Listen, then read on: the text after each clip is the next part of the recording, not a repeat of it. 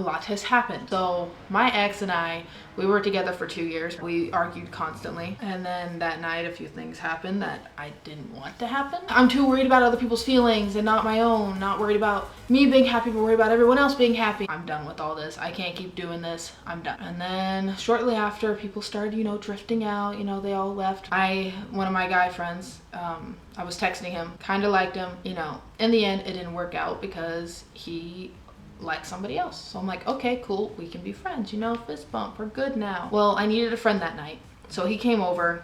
Him and I were talking outside, and then now ex, because at that moment he was considered my ex. He came down and wanted to start saying that he wanted to talk to me and stuff like that, and I said, I don't want to talk to you. And then at that point my friend felt very awkward, and I didn't blame him. That was a very awkward situation. I mean, I can't, I was awkward. He said he was gonna go, he left, and he gave me a hug though, as soon as he first got there, and that's what my ex saw. He thought that we kissed. We never kissed. We were friends. So then and then I came inside, and then he was like trying to talk to me, and I kept saying, no, we're done, and I lay down in bed, and he's like, can I sleep in the bed? And I said, I don't mind. Well, you guys are gonna hear about the next incidences where that became a no-go. It was the first night we broke up. I didn't know how to handle the situation, so I said, yeah, sure, you know, you can lay in bed. And then he said, but are we really done? And I said, yes, we are 100% done. This relationship is now over with. And he cried for 6 hours. I cannot make that up. He cried for 6 hours. Kept bugging me while I was trying to sleep off what I had. He kept bugging me, saying, please give me another chance. And I said, no, I'm not gonna give you another chance. Like, we are done. I am completely done with this. And then he would cry again. And that repeated for 6 hours. Until finally I woke up and I was just like, wow. And I'm not gonna lie, I did cry because I don't like change. That's the only reason why I cried. I don't like change, but I knew that this change had to happen because I wasn't happy with him. And then he said, oh, just give me another chance. I'll give you space and stuff. I said, there may be a second chance in the future. I don't know. So then I went on with my own thing, you know, and then a few things that piqued my interest. So you know that we were living together, right? I was taking a shower and I didn't want him in the bathroom because obviously he's my ex. But then I heard him come in and he was talking to me and stuff, and I was like answering his questions and stuff, and then I thought he left. I didn't hear the door, but I thought he left. I thought he just had like the door open. I turned off the shower, you know, everything was good, and then I like opened the door and he's just right there looking at me. And I went like, can I help you? And I forgot what he said. He said something, and I told him, I said, I need you to leave. I need you to get out of the bathroom. He said, oh yeah, okay, sorry. And he like walks out of the bathroom. I'm like, that's just weird. Like, we broke up. He was standing there in the bathroom waiting for me to get out of the shower. Oh, and I'm gonna drop this little key information. And him and I were having an argument once when him and I were together, and I said some little smart comment, and I walked into the bathroom and I heard the door slam open behind me. He got like right close to me, and I looked at him and didn't even faze me. I said, hit me, because he had the look of anger on his face. He was so angry. And I looked at him, I said, hit me. Do it right now. You hit me, it's all done. I'm calling the police. You know, there will be no going back for you. And he just looked at me and said, I love you. And I'm like, did not expect that. But he said that. Back onto it. Then one of the times when, because I didn't know to kick him out of my bed immediately, you know? One of the last nights he was actually in that bedroom. I was sleeping, I worked nights, right? So I woke up to my alarm, like around midnight, and I just had this presence of someone was watching me. So very, very sneakily, you know, eyes are closed, and I go, like, you know, just barely enough. And his head was like right here, and he was looking at me as I was sleeping. And not gonna hesitate, I literally said, what the f? That is literally what I said. And he was like, what? And I'm like, why are you watching me? And he was just like, I'm not. I'm like, yes, you were. I could see you were watching me. But he denies it. So then I said, you can't sleep in this bed anymore. Once I come back from work, you can sleep on the couch. And he said, what about the lease? And I said, we're gonna finish the lease. Mistake there. And I told my parents, I said, after I finish this lease, I'm probably gonna move in with you guys for a bit.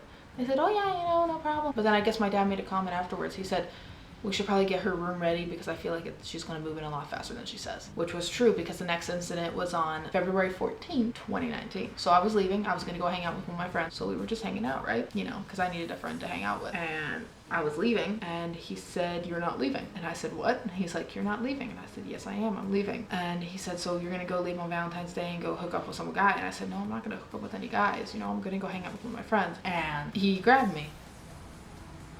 You can hook me up to a lie detection test. This is the truth. He grabbed my wrist, and even then I get raged. Probably looks like I'm about to cry because the lights, I'm trying to keep my eyes open, and my eyes are not wanting to stay open, like they want to close because of the lights, so it's like make my eyes a little bit watery. But he grabbed me and said, no, you're not going. And I got this. I wish I would have saved this snap. But I sent this snap to my friend and I literally said, let go of me. I never swapped so fast in my life. I said, let go of me. He said, we need to talk. And I said, we are done. It's been settled.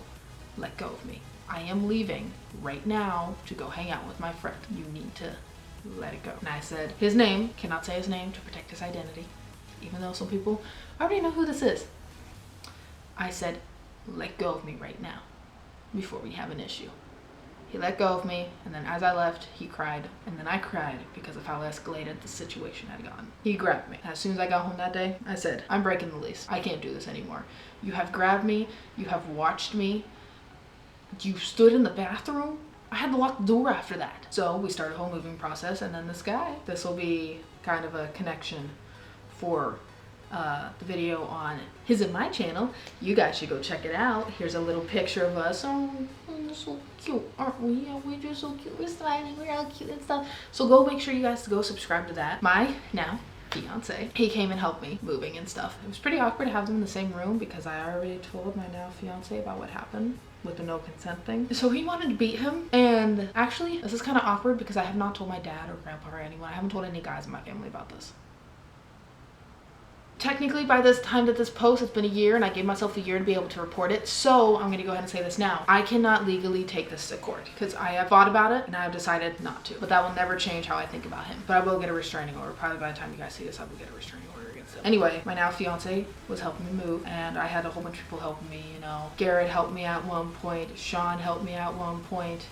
Jared helped me at one point, you know. Chelsea helped me at one point. I had a lot of people helping me to get me out of that bad situation. And I want to thank you guys so much for helping me get out of that bad situation, because if I did not have you guys helping me, I probably would have been in a really bad spot. So you guys helped me move back into my parents' place.